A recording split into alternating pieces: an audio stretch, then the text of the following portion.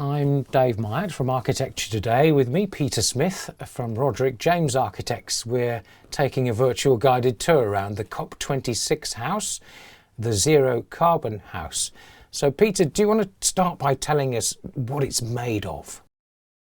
Sure. Hi, Dave. The COP26 house is made as much as possible from natural materials and predominantly from timber, homegrown Scottish timber. So Sitka spruce, C16 mostly, but also we have wood fibre insulation and obviously things that aren't able to be made of natural materials, like, for example, the windows and the equipment inside the house. We've looked to use materials where the suppliers have concentrated on minimizing their carbon footprint for those materials as much as possible.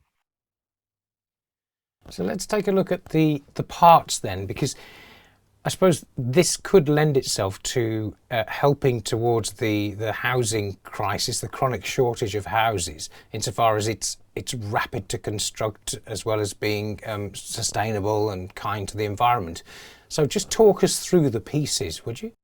Yeah. So this particular design it's an adapted version of one of our standard barn style designs, and a few years ago I was approached by two women who wanted to build a house each for themselves in Maryhill in Glasgow, and they asked me to design something along these lines that they could help to build themselves. And so we took the building apart and looked at each constituent part to see how it could be put together very easily using standard materials and standard construction methods as simply as possible by potentially two people with a couple of trestles and a few hand tools. Is it possible that this could actually just be a kit form product that anybody could buy, prepare their site and build for themselves? Yeah, absolutely. That's one of the beautiful things about this design, is that it's so simple that anyone can do it. We can provide a kit of parts, or we can provide a kind of turnkey service with a main contractor. But it's come from the kind of self-build background, with that in mind, that people could put one of these together themselves. In terms of foundations for the COP26 house, I'm guessing that this wouldn't be typical of the permanent placement, but you've got it on timbers. Yeah, on this particular site that we've chosen for COP26, it's an existing industrial brownfield site in the middle of Glasgow.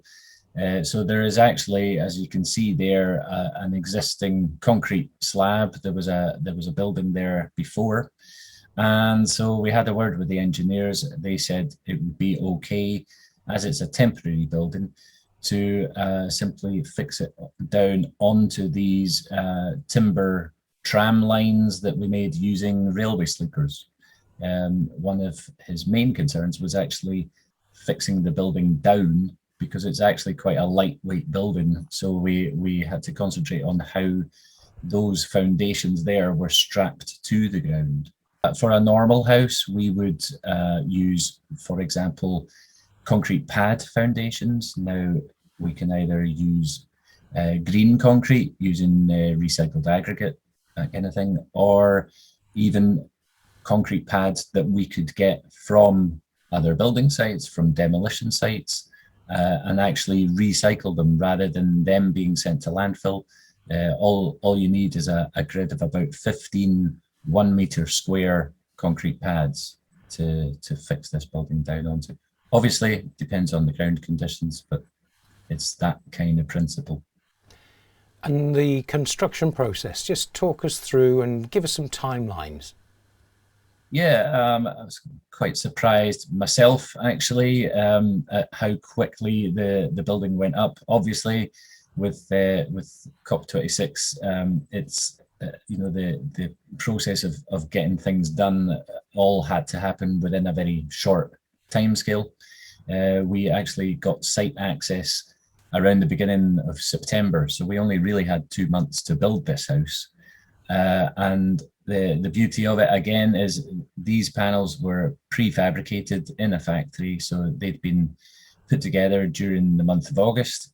They arrived on site on the back of, I think, 2 wagons, and we put the whole shell of the building up within about 2 or 3 weeks. We were wind and watertight. Inside, timbers very evident. Just discuss, would you, for us, the floor, the lining, and how the insulation comes together. Yeah, sure. So the floor is a grid of 10 square cassettes, all bolted together. They can also be unbolted at the end of COP. I'll tell you a bit more about that in a minute. But back to your question about the rest of the building and the insulation, what you don't see in this image is the fact that we've got within the floor, the walls and the roof, probably about 250 to 300 millimeters of wood fiber insulation. So between the joists and the rafters, we've got the insulation packed tightly. On the inside, we have a lining board. You can see it visible on the roof there. SMARTPLY Pro Passive, if you can read upside down, provided by MEDITE SMARTPLY. And on the outside, then we actually didn't need any sheathing boards. We just have a breather membrane. The whole house has been designed to be breathable, so that a bit like Gore-Tex, it lets vapor permeate through the building to the outside, rather than having it all stuck on the inside and getting lots of condensation. And what kind of insulation values are you able to achieve? We're actually pretty much bang on passive house levels of insulation, 0.12, I think, for the floor, walls and roof. That's what we kind of aimed for. And with the windows and doors, we're at about 0.9, 1.0, so not far off passive. Yeah, a good well insulated small home that hopefully we would be able to heat either with a toaster or a few candles plotted around. And the roof and windows, just take us through how these come together. Yeah, so up on the mezzanine level, we've got 2 banks of roof lights from Facro, very kindly came on board with us, and they increase because of the opening within that 400mm thick roof. They increase the available head height up there by a good kind of over a meter of extra headroom by installing these roof lights. The rest of the roof, as you could see from the inside, it's all timber. Even the external roof covering, we were able to get this specially treated IRO roof cladding material, which has been charred and then brushed and then painted to give this this effect. So you can see the grain of the timber in the foreground. But again, you know, this took out the need for slate tiles or corrugated metal roof, that kind of thing. So helped us again reduce our carbon. And the heating and ventilation, how is that working? Yeah, so back to the kind of passive house principles, you've insulated the building as much as we reasonably can, and made sure that we get it extremely airtight, so that we've got no drafts and no loss of heat through leakage. And then once the building is nice and airtight, we can introduce a ventilation system with a heat recovery aspect to it, where the warm air that we extract from the kitchen and the bathroom, for example, passes over a heat exchanger and heats up the cold air that we bring into the building from the outside. And therefore, we're not losing the energy that we have in the warm air. It goes straight back into the building, combined with the fresh air from outside. This is in the very near finished estate, just before you started putting the decking in. Just tell us about the external cladding. It looks very similar to the roof and it marries in very neatly. It is. It's the same stuff. It's again from BSW, the IRO timber cladding. On the walls, we went for the black finish. It's basically comes in any RAL color that you want. Yeah, we chose this kind of black, white, and red combination. We thought it kind of looks slightly rustic, but still got a kind of modern feel to it, and with the vertical lines on the timber, it just kind of makes it stand out a little bit.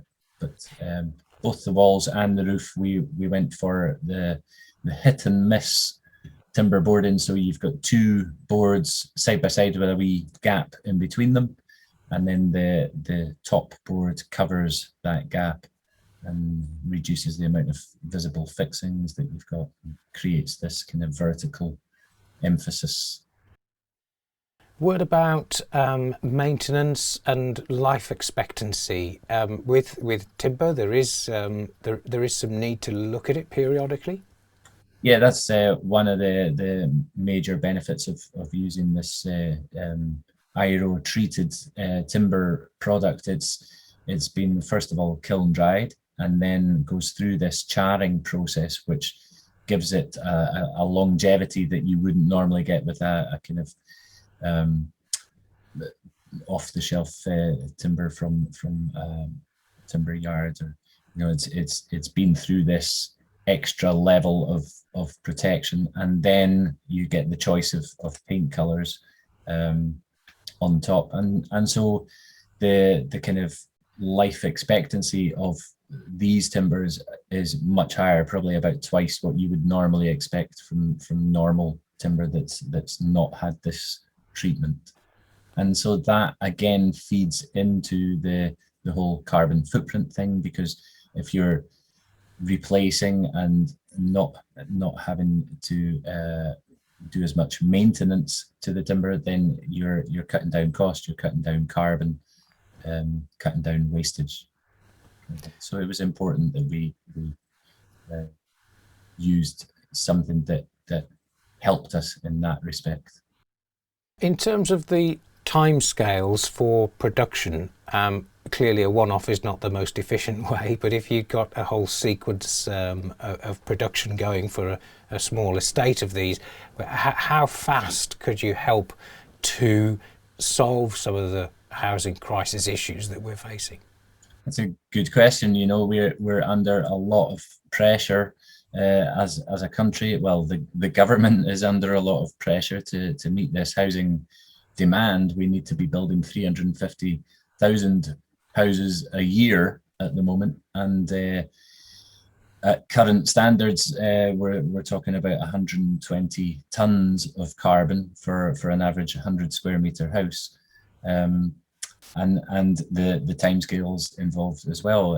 It's not achievable, and we cannot achieve our carbon reduction goals at the rate we're building at the moment using normal building techniques. So this house, for example, like I said earlier, we got on site on the beginning of September, ready for the beginning of November. 2 months construction process for a 75 square meter house, I think is pretty good, especially as it's the first of many, hopefully. But we've got 4 or 5 different house designs based on this construction system. So a 1-bed, 2-bed, 3-bed, 4-bed semi-detached, and all of them, once we get into production, using the team that we've put together to build this house. We're called Beyond Zero Homes. Have a look at the website. There's a wee plug for everyone. And yeah, we're ready to go. We could be churning out hundreds, if not thousands, of these a year if anybody wants them. We're ready to go. And in terms of life expectancy with a suitable maintenance regime, how long would you expect to get out, and what do you do at end of life? Yeah, so that's another interesting aspect to this. If you look around you at the concrete tower blocks that were built in the 1960s that are being pulled down now, in many cases, local councils haven't even paid off the mortgage for those buildings, and they're being ripped down. But the embodied carbon that is in them, it's kind of horrific, really, that we're already pulling those buildings down. On average, a house that is built to current standards would have a life expectancy of 60 years, which I think is shocking as well. You know, sometimes even less. There is no reason, with the right amount of maintenance, the way that this building has been constructed, it's been designed to be deconstructed, and so every constituent part can be taken off, replaced, repaired, and so with like I said, with the right amount of care, there's no reason why this building or these buildings couldn't last 100 years or a couple of 100 years. That's the beauty of it. You know, it's been designed carefully to be as maintenance free as possible, but also to be repairable whenever it needs it. And why is it so important to be at COP26? I think this is a once in a lifetime, and it's a final chance for us to make a difference, to change the way that the construction industry is working at the moment. It's clearly kind of broken. Things need to change if we've got any chance of meeting our climate commitments. And I think whilst we're on the world stage like this, I just felt we have to grasp this opportunity to show to the world what we can do in this country with simple technologies, with homegrown timber, with a team of companies that we've come together within an extremely short period of time. What we can do as a nation, as a species, even, with a bit of collaboration, a bit of careful thought, we can achieve. We can solve the problems that we're facing at the moment. And I felt there are going to be lots of people looking at us, looking at Glasgow, and I hope that they see this as a small beacon of hope in amongst the darkness. Sounds a bit corny, but I think it shows what can be done, and at the same time, it shows there's no excuse for not doing it. Peter, thank you very much for the guided tour, and we look forward to seeing some more of the insides over the coming days and weeks. I'm looking forward to that as well. Thank you. Thanks. Cheers.